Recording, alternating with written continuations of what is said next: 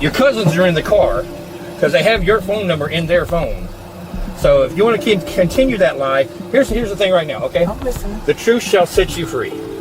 May set you free. A lie will take you to jail. The officer walked away and let the silence do the work. So I'm going to let you sit here and think about it for a minute. Okay, so what I'm thinking about.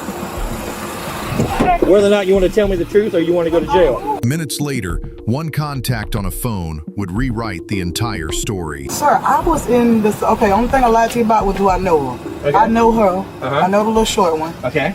She's my cousin, but shit, I ain't seen that girl in so long. On June 29th, 2024, officers responded to a shoplifting complaint at a JC Penney parking lot. This case is a masterclass in how a single phone contact can dismantle a carefully fabricated defense narrative.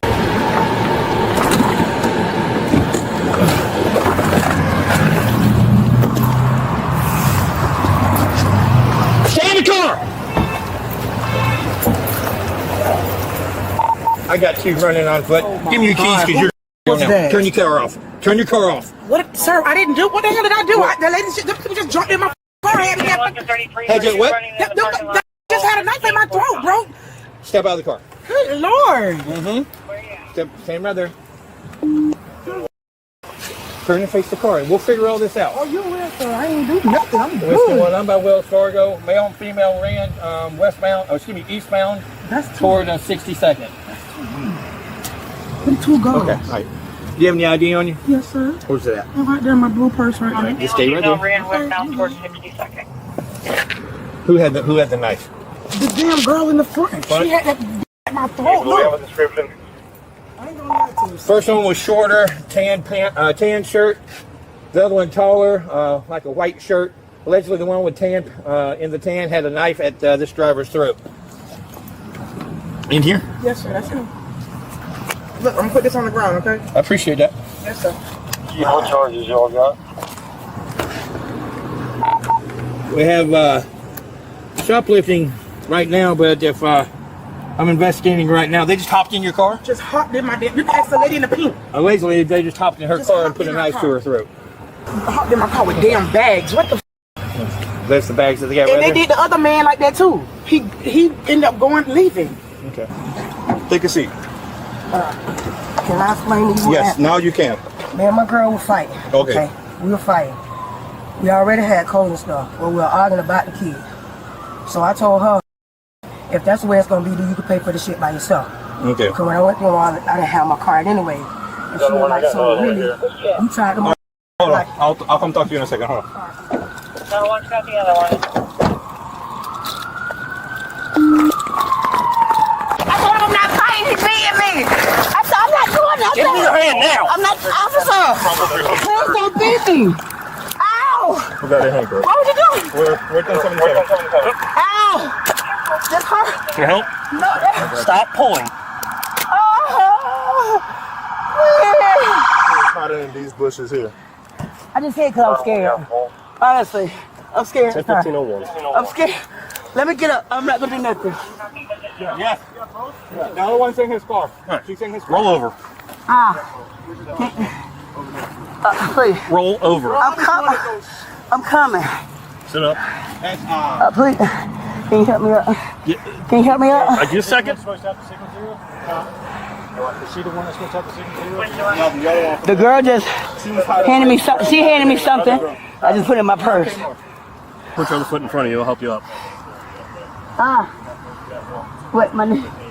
My knee. Your knee. You ready? I'm not going to do nothing myself. We'll walk over to you. I know I did. Walk over to my car. I was just scared. You're clear on what's going on. We have one subject. So, you caught your BMW people here? You did? Yes. Excellent. So, can you tell me exactly, there was two that ran to the car? Right. There was one that actually, hang on. Not that. Have I knocked it On 62nd, Okay. The short midget, whatever it is, guy or girl, we cannot figure out. This is like the fourth time they got into the BMW. So the BMW was waiting for them, or they? Yeah, it was open. He just climbed right in the back seat. But then there's a different car. That car right there that's also involved because the shower cap girl got out of it. Supposedly held to the driver's throat. But you see this lady right here? I think she owns the BMW. Okay. The redhead? Yeah. Yeah. Can you accompany us over here to where we have these folks detained and identify some people? It'll be a. I guess you can drive with me.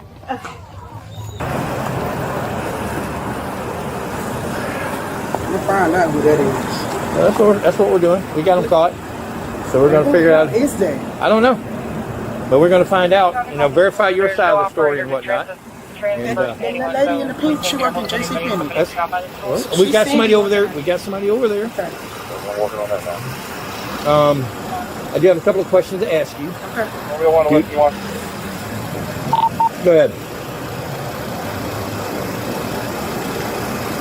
One, my subject over here is saying potentially there's a third subject that was in the vehicle with them. I don't know if you've seen anything. I only have the driver. Do they know the driver? And more. She said one of, so, okay, 3% total, then we have 2, and then you have 1. Cousin or something. Oh, so the driver's the cousin of the people they got in the car? I don't know who that is. I believe so.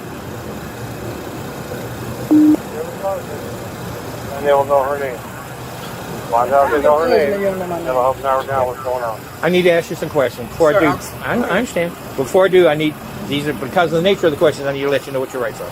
You have the right to remain silent. Anything you say can and will be held against you in the court. Under Terry versus Ohio from 1968, officers may briefly detain when reasonable suspicion of criminal activity exists. A dispatched theft call paired with matching vehicle description clearly meets that threshold, making the initial stop constitutionally sound. Pennsylvania versus Mims, 1977, further authorizes officers to order any occupant out of a vehicle during a lawful stop. Once questioning becomes custodial and accusatory. Miranda versus Arizona from 1966 requires full warnings before interrogation. The officer here properly delivered Miranda before eliciting confessional statements, preserving admissibility under the Fifth Amendment. The driver's spontaneous remark about arguing over who would pay for the merchandise constitutes a classic admission against interest. Under evidence law, such statements carry heightened weight because rational people rarely fabricate admissions harmful to themselves. There is the cousin of the subject I'm out with, and first name is Nakia. She doesn't know her last name. She's not Put your hands behind your back. I don't even know her. Then how does she know your first name? Oh, I don't know how to know my first name. Sir, my information in my damn glove box. But they just hopped in your car and Listen, ask the lady, but and then why they had time to go through your glove box? the that what bitch was you're saying? tripping in there. She was tripping in there. I'm Can you put it back passenger side, Figure out please? what's going on. We have one subject Well, right now you're being detained, passenger side. back parking lot of over in her phone. Okay, Or and she's you tell words. what I'm being under arrest for.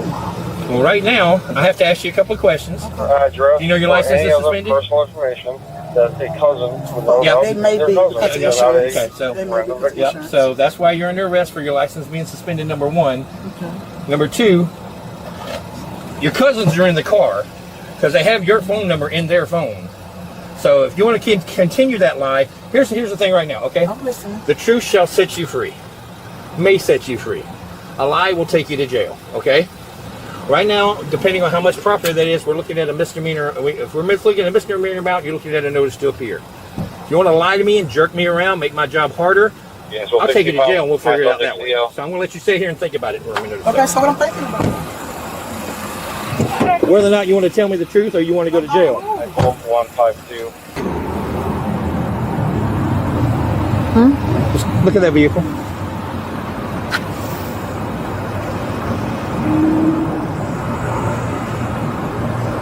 Angel, both those 99s local, or are they from Ocala area or stuff?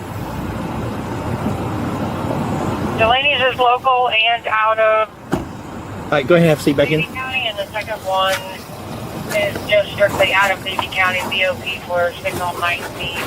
This is Jennifer. Yeah, I figured. Okay, so as she was trailing them out of the store, the other two, which I don't know if those are them or not. Yeah. This one was waiting in the parking lot by the BMW. Okay. They ran to her car, get into her car, Right. and she gets in the car after them, Oh, okay. and then they drive off. Okay. So Hang on. Just seeing refute this. Okay.